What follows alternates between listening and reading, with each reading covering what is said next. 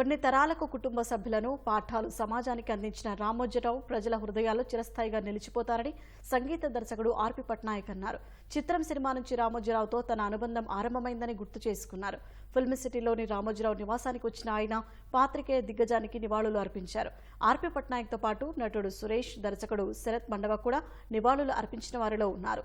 ఈనాడు managing director CH Kiran, Margadarsi MD Sailaja Kiran, Ramoji film city managing director Vijayeshwari, ఇతర కుటుంబ సభ్యులను ఆర్పి పట్నాయక్ పరామర్శించి ప్రగాఢ సానుభూతి తెలిపారు.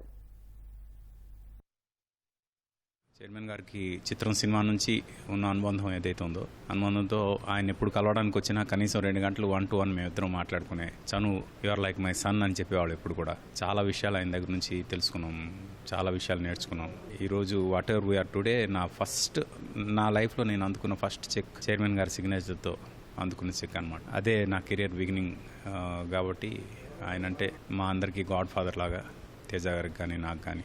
మరి మా గాడ్ ఫాదర్ ఈరోజు మా మధ్య లేకపోవడం నిజంగా బాధగా ఉన్నా, ఆయన ఏదైతే కొన్ని లక్షల మందికి కొన్ని జన్మల పాటు అంటే కొన్ని తరాల పాటు ఈ లైఫ్ చూపించారో that's a greatest vision one can ever think of. ఎంత గొప్ప థాట్ ప్రాసెస్తో ఆయన నిర్మించిన ఈ మహా సామ్రాజ్యం ఇలాగే కంటిన్యూ అవుతూ ఆయన్ని మనందరం మన మనసులో బతికించుకోవాలని కోరుకుంటున్నాను. Thank you. నా జీవితం తొలిమెట్టు ఈటీవీతో స్టార్ట్ అయిందండి. రామోజీరావు గారు నాకు తొలి అవకాశం ఇచ్చారు, నాకు అన్నం పెట్టారు. తొలి జీతం కూడా నేను ఈటీవీలో అందుకున్నాను. నిజంగా ఆయన కోల్పోవటం చాలా చాలా బాధాకరమైన విషయం. యాంకరింగ్ ఈటీవీతో స్టార్ట్ అయ్యి ఇవాళ ఒక నటుడిగా తెలుగు సినిమా పరిశ్రమలో స్థిరపడటానికి నాకు ధైర్యాన్ని ఇచ్చింది రామోజీరావు గారు. గతంలో కూడా ఆయన కలిశాను 2-3 సార్లు. ప్రతిసారి కూడా ఇన్స్పైరింగ్ వర్డ్స్తో మీ జీవితంలో ఎలా ఎదగాలి, ఎలా ముందుకు వెళ్ళాలని ఎన్నో పాఠాలు నేర్పినటువంటి గురువు రామోజీరావు గారు.